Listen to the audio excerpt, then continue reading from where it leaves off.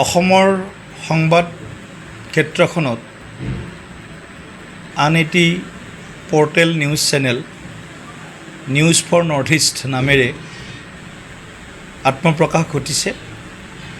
মই news for north ইষ্টৰ আগন্তুক যাত্ৰাৰ বাবে আন্তৰিক শুভেচ্ছা জ্ঞাপন কৰিছোঁ আৰু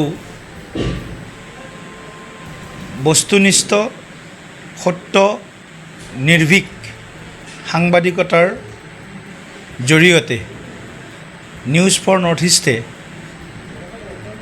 কম সময়ৰ ভিতৰতে অসমৰ এটি অগ্ৰণী পৰ্টেল নিউজ হিচাপে প্ৰতিষ্ঠা লাভ কৰিব বুলি মই আশা ব্যক্ত কৰিছোঁ।